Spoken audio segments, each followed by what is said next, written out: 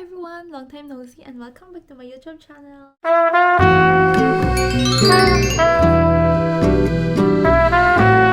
So, ayun na nga. It's been a long time since I made some vlogs like this. And marami kasi sa inyo nagtatanong about dun sa kung paano ba ikasal dito sa Korea or paano magpa-register ng kasal dito sa South Korea. So, in this video, I'm going to share or sasabihin ko sa inyo kung ano yung mga pinipare ko para magpa-register ng kasal dito sa South Korea. And kung ano yung mga pros and cons. So, without further ado, let's get started. Okay, so let's proceed to the topic. So, yung mga pinipare ko para makapagpa-register ng kasal dito sa South Korea. Kumuha kayo ng PSA na birth certificate and SENOMAR. Once na makuha nyo yun, dalhin nyo sa DFA, ipapa-apostle nyo yun.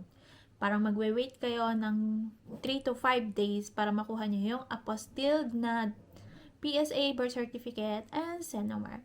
Yun lang yung dadalhin nyo dito sa Korea para makapagpa-register ng kasal. Once na makarating na kayo sa Korea, punta kayo sa Philippine Embassy sa may Seoul. Tapos, kukuha kayo doon ng legal capacity. Yung legal capacity, it's like the marriage license sa Pinas. So, yung kakailanganin nyo, mag-fill out kayo ng application form. Nandun naman yung application form, doon na rin kayo mag-fill out. Tapos, yung DFA apostilled na birth certificate and SENOMAR, your passport size picture, and if you are 25 years old and below, kailangan nyo ng notarized parental advice or consent. Kay Korean fiancé, ang kailangan niya is detailed marriage relation certificate na naka-translate in English and notarized. Tapos yung passport niya. Mabilis lang naman mag-gather ni Korean yung requirements kasi sila na magpiprint nun. Tapos ipapa-notarize and translate lang naman sa law office. You will wait for 3 days to get your legal capacity. Tapos, once hawak nyo na yung legal capacity na yon, punta kayo sa GU office or your district office and dun nyo i-register yung kasal ninyo. Mag-fill out lang kayo doon ng form and kailangan ng 2 Korean signatures. Yun yung magiging parang witness. So, kahit sino naman, basta Korean, kahit magulang, kapatid, kaibigan, kahit sino, pwede. Napakabilis magpa-register ng kasal sa Korea. It takes about 10 to 15 minutes lang. Kasi ipapasa nyo lang yun and once okay naman, kompleto yung mga documents nyo, yun na yun. Walang suotan ng sing-sing portion, walang kiss the bride, kahit hindi ka na magbihis. Wala. Yun na yun. So, ganun kadali magpakasal dito sa South Korea. And just after 5 days, lalabas na doon sa marriage relation certificate ni Korean yung name nyo as his spouse. Once na mag-reflect yung name nyo doon sa marriage relation certificate ni Korean, ipiprint nyo yun, tapos dadalhin nyo sa Philippine Embassy. Bakit? Kasi sila yung magpo-forward nun sa PSA para maging valid yung kasal nyo sa Korea, para maging valid din yung kasal nyo sa Pinas. Ganon. Kasi pag hindi nyo yung pinareport, hindi kayo married, hindi married yung status nyo sa Pinas, single pa rin yung lalabas doon. Sa report of marriage sa Philippine Embassy, mag-fill out ulit kayo ng application form, nandun na naman yun. Tapos yung detailed marriage relation certificate nyo dapat naka-translate in English, notarized, and apostilled by the Korean Ministry of Foreign Affairs.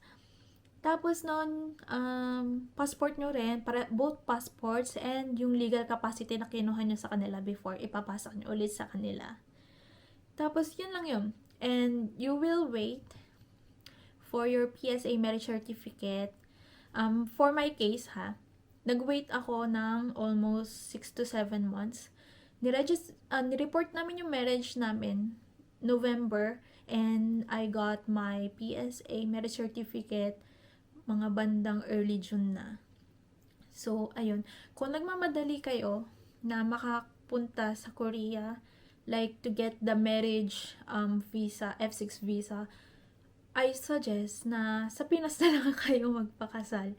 Kasi, para mas mabilis kasi ito makakuha ng PSA, Isa kasi yun sa requirements para makakuha kayo ng F6 visa. So, ayun. Kasi parang sa Pinas, pinakamabilis ata na processing nila is in 2 weeks, meron ka ng PSA marriage certificate. So, ako, nag-antay pa ako ng ilang months. Grabe, ganun. Wala kasing rush. Pero hindi rin naman ako nagmamadali. Kasi naka-multiple entry ako nun. Kaya, I can go back to Korea anytime I want. Kaya, yung mga friends ko dyan sa Facebook, sinasabi nila na ginawa ko na daw Batangas to Manila yung Korea. Kasi every month, nandito talaga ako halos. So, anyways, ayun. So, pwede rin naman kayong magpa-ceremony dito sa Korea. Mabilis lang din yung kasi parang same process lang din and magbubook lang kayo ng hotel or wedding hall para dun sa ceremony ninyo and then kasi naka-attend na ako ng ng Korean wedding.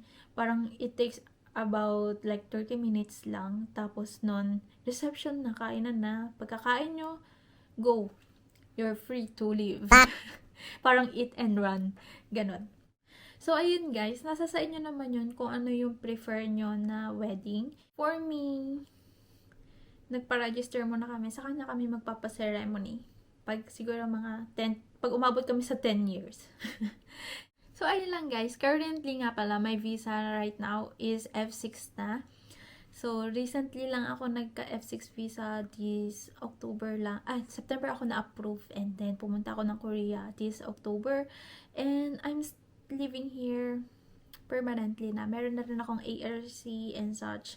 So, kung meron kayong mga questions or gustong itanong sa akin, just comment down below o kaya i-PM nyo ako sa aking Facebook or Instagram.